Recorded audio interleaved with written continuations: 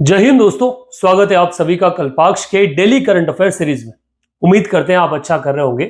चलिए आज बात करते हैं 18 ऑफ जुलाई 2025 के उन इंपॉर्टेंट इवेंट्स के बारे में जो यूपीएससी, एमपीपीएससी, एसएससी, बैंकिंग जैसे एग्जामिनेशन में काफी महत्वपूर्ण होने वाले हैं। अगर आप चैनल पर पहली बार आए तो चैनल को सब्सक्राइब करना ना भूलें और इस वीडियो को पूरा देखें। आपको यह समझ में आएगा कि कहां से किस तरह के क्वेश्चन बनते हैं और क्यों हमें बहुत ज्यादा कंटेंट पे फोकस करने की आवश्यकता नहीं है। लिमिटेड कंटेंट पर फोकस कर कर भी हम लोग करंट अफेयर को कवर कर सकते हैं। चलिए आज के पहले क्वेश्चन की तरफ बढ़ते हैं जो निकल कर आया है स्वच्छता सर्वेक्षण से। कल भारत सरकार द्वारा स्वच्छता सर्वेक्षण के अवार्ड जो है वो घोषित किए गए और उसी से यह सवाल है। क्वेश्चन कहता है Which organization conduct the स्वच्छता सर्वेक्षण 2025? नॉट ओनली 25, सारे स्वच्छता सर्वेक्षण जो है वो किसके द्वारा कंडक्ट करवाए गए? ए ऑप्शन है नीति आयोग, सेकेंड जल शक्ति मंत्रालय, ministry of Jal Shakti, third C ministry of housing and urban affairs, ठीक है, और आवास और शहरी कार्य मंत्रालय, and the D central pollution control board, केंद्रीय प्रदूषण नियंत्रण बोर्ड। इनमें से करेक्ट ऑप्शन क्या है? अगर आपने ये खबर पढ़ रखी है तो ऑप्शन आपका कमेंट बॉक्स में डालिए।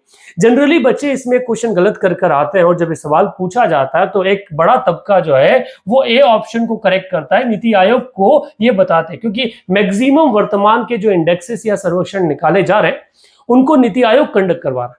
परंतु इस ऑप्शन का जो करेक्ट ऑप्शन है वो है ministry of housing and urban affairs, आवास और शहरी कार्य मंत्रालय, जिसे महुआ के नाम से जानते हैं।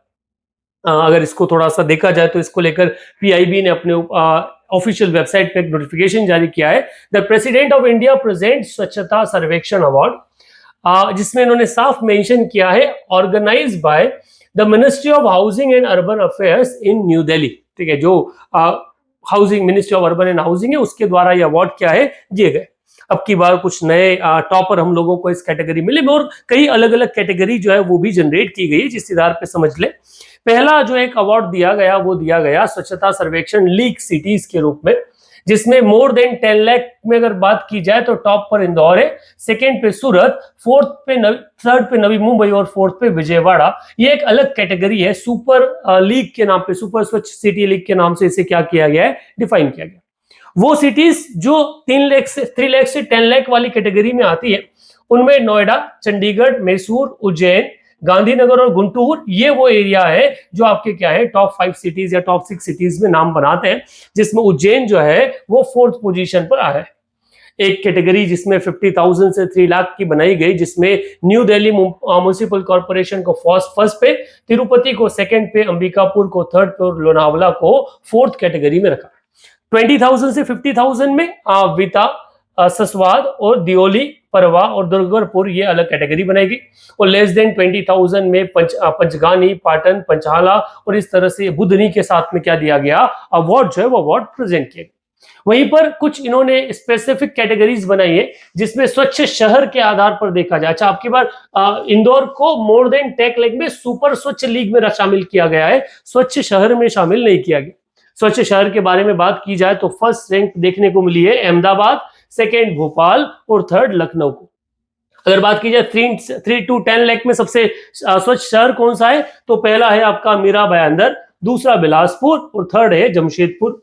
50 लाख से 3 लाख में टॉप में आया है देवास, देन करहड़ और फिर करनाल।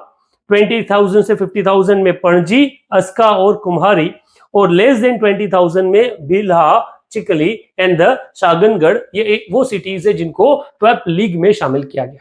तो अब की बार भारत का सबसे स्वच्छ शहर जो है वो इंदौर नहीं, वो है आपका अहमदाबाद, जो टॉप पोजीशन पर आया है, और भोपाल पिछली बार की तरह सेकंड पोजीशन को क्या किया है, सिक्योर किया। यहां से सवाल बनने की संभावना हमेशा रहती है और पूछे भी गए कि कौन इसे जारी करता है। अच्छा, स्वच्छ भारत मिशन की शुरुआत कब हुई, ये भी एक सवाल बनता है। ये आप कमेंट बॉक्स में लिखिएगा कि किस साल में स्वच्छ भारत मिशन की शुरुआत की गई। चलिए आगे बढ़ते हैं सेकेंड क्वेश्चन की तरफ। सेकेंड क्वेश्चन कहता है that DGFT recently showcased which digital initiative that India international garment fair IIGF and toy biz international expo to empower India's exporter with global market access tool. सवाल है कि भारत के निर्यातकों को वैश्विक बाजार तक पहुंच के उपकरण प्रदान करने के लिए डीजीएफटी ने हाल ही में इंडिया इंटरनेशनल गारमेंट फेयर और टॉय बिज इंटरनेशनल एक्सपो में किस डिजिटल पहल का प्रदर्शन किया है? भारत ट्रेड पोर्टल, ई संचित, ट्रेड कनेक्ट ई पोर्टल और एग्जाम मत्र। कौन सा ऐसा पोर्टल है जो भारत ने ट्रेड एक्सपांशन के लिए शुरू किया है? तो बेसिकली इसका करेक्ट आंसर है ट्रेड कनेक्ट ई पोर्टल, जिसकी शुरुआत आपके भारत सरकार द्वारा की गई, जिसमें महत्वपूर्ण ऑर्गेनाइजेशन काम करती है directorate general of foreign trade, जिसे जीडीएफटी के नाम से जानते हैं। ट्रेड कनेक्ट का जो प्लेटफॉर्म है, एक ई प्लेटफॉर्म है जो इंडिया को international garment fair toy biz expo में प्रेजेंट किया गया, जो real time trade global market access जो है वो प्रोवाइड करेगा। ऐसे सवाल इकोनॉमिक्स में के दायरे से पूछे जाते हैं और बैंकिंग और एसएससी बैंकिंग एग्जामिनेशन में फेवरेट है, सेकंड पोजीशन पे एसएससी में इस तरह के सवाल जो है वो देखने को मिलता है। चलिए अगले क्वेश्चन के बारे में बात करते हैं। Recently, India successfully conducted a test firing of which two nuclear-capable ballistic missile as part of user training trial? हाल ही में भारत के उपयोगकर्ता प्रशिक्षण परिणामों के तहत किन दो परमाणु परीक्षण बैलिस्टिक मिसाइलों का सफल परीक्षण किया गया? अग्नि 2, अग्नि 5, पृथ्वी 2 एंड अग्नि फर्स्ट, अग्नि 3 एंड अग्नि 4, K-15, K-4। किन दो बैलिस्टिक मिसाइल को निकाला गया?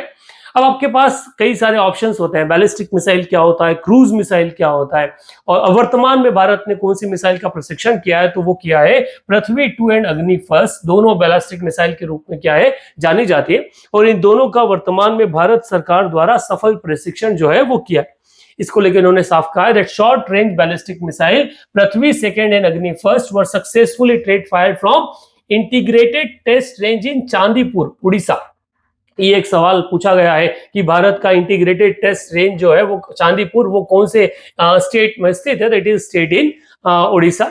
ये जो काम किया गया है ये all operational and technical parameters को देखने के लिए किया गया और ये कंडक्ट किया गया है स्ट्रेटेजिक फोर्स कमांड के द्वारा। तो ये सवाल इंपॉर्टेंट, यहां से सवाल पूछे गए, मैंने एमपीपीएससी में से कई सवाल पूछे देखे हैं जहां पे उन्होंने पूछा है कि हाल ही में किस मिसाइल का सफल परीक्षण जो किया गया। ये टेस्ट फायरिंग होती है, पहले ये मिसाइल इंड्यूस हो चुकी है, ये रैंडम टेस्ट होते हैं उनकी कैपेबिलिटीज को चेक करने के लिए कि रखे रखे हमारे हथियारों में जंग तो नहीं लग गई। चलिए आगे बढ़ते हैं।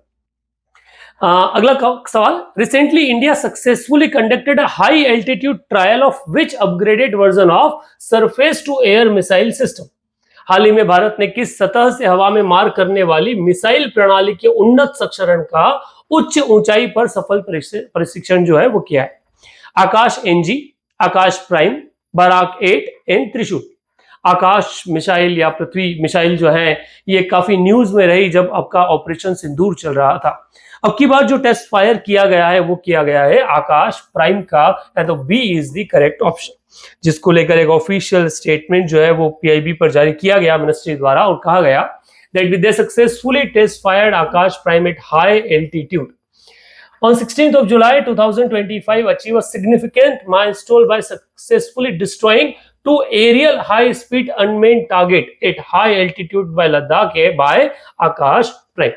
भारत के साथ बड़ी समस्या है कि भारत का टोपोग्राफी अलग अलग है, हमें सी एरिया पर भी बैटल लड़ना है तो हमारे पास रेगिस्तान भी अवेलेबल है, हमारे पास सब अर्बन एरियाज भी है जो आपका बंगाल वाले एरिया में मिल जाएगा, तो आपको हायर एल्टीट्यूड भी देखने को मिलता है जहां एक तो कोल्ड टेम्परेचर है और टेरेन इतना खराब है कि वह मूवमेंट इजी नहीं हो सकता। ऐसे एरिया में युद्ध लड़ना अपने आप में बड़ा टिपिकल होता है, तो इस कैपेबिलिटीज को लगातार चेक करना आवश्यक हो जाता है। तो वर्तमान में किसको चेक किया गया? तो आकाश प्राइम जो है उसे चेक किया गया है एज अ हायर एल्टीट्यूड। चलिए आगे बढ़ते हैं अगले क्वेश्चन की तरफ, और अगला क्वेश्चन है Which Indian state launched the country's first tribal genome sequencing project in July 25? जुलाई 2025 में भारत की पहली ट्राइबल जीनोम सीक्वेंसिंग परियोजना की शुरुआत किस राज्य में शुरू की गई? महाराष्ट्र, उड़ीसा, गुजरात एंड झारखंड। तो जीनोम सीक्वेंसिंग का नाम आपने बायोटेक्नोलॉजी में पढ़ा होगा। जीनोम सीक्वेंसिंग इसलिए की जाती है डीएनए टेस्ट के साथ में कि कोई बीमारी है उनका इलाज अच्छे से हो जाए, पर्टिकुलर किसी एक जीनोम सीक्वेंसिंग में। तो ये बायोटेक्नोलॉजी का एक टॉपिक और काफी महत्वपूर्ण है सिविल सर्विस एग्जामिनेशन को लेकर। तो ये शुरुआत की गई गुजरात द्वारा, तो सी जो है वो करेक्ट ऑप्शन बनता है इस क्वेश्चन के लिए। Gujarat became the first state in India to launch dedicated tribal genome sequencing project under creation of reference genome database for tribal population in Gujarat initiative. ये दोनों पॉइंट न्यूज में है, ट्राइबल पॉपुलेशन की जीनोम सीक्वेंसिंग और इस project को लेकर। ये वो सवाल हैं जो आज के या कल से लेकर आज तक, कल वीडियो बनाने से लेकर आज तक उन महत्वपूर्ण इवेंट्स हैं जहां से एग्जामिनेशन में सवाल बनने की संभावनाएं हैं। इनमें से कुछ क्वेश्चन स्टैटिक के दायरे में आ जाते हैं क्योंकि वो करंट ट्रेंड में है। चलिए लास्ट फेज की तरफ बढ़ते हैं, बात करते हैं आज के क्वेश्चन ऑफ द डे के बारे में कि कौन सा क्वेश्चन आपसे पूछा जा रहा है। अच्छा, उससे पहले एक और क्वेश्चन है, उसको हम डिस्कस कर लेते हैं। Which Taiwanese bank has recently received approved from Taiwan's FSC to open branch in India's gift city? Taiwan की कौन सी बैंक जो है वो भारत में गिफ्ट सिटी में अपना एक शाखा खोलने की मंजूरी मिली है? Bank of Taiwan, mega international commercial bank, Taipei Fubon commercial bank and CTBC। Basically इस बैंक का नाम है ताइपे फुबॉन कमर्शियल बैंक। ये पहले मुंबई में अपना ब्रांच खोल रहा था, पर बाद में कुछ चेंजेस आए और ये उस डिसीजन को अबैंडन करके ये लोग गुजरात के गिफ्ट सिटी में, अहमदाबाद की गिफ्ट सिटी जो है वहां पर अपना ब्रांच ओपन करने वाले। So that was the last for the part. चलिए आज बात करते हैं अगले क्वेश्चन ऑफ द डे के बारे में। And question of the day है, on which date did NABARD officially came into existence? NABARD आधिकारिक रूप से किस तिथि को स्थापित हुआ था? 30 मार्च 1979, 28 नवंबर 1979, 12th of July 1982 and 5th of November 1982. NABARD, National Agriculture Bank for Rural and Agriculture and Urban Development, या national bank for agriculture and rural development के नाम से इसे जाना जाता है। कब इसका आधिकारिक एस्टेब्लिशमेंट हुआ? क्वेश्चन का आंसर आप कमेंट बॉक्स में लिखिए। सेशन आपको कैसा लगा? अपने ओपिनियन जरूर दीजिएगा और अपने दोस्तों तक इसे शेयर कीजिए। Thank you very much.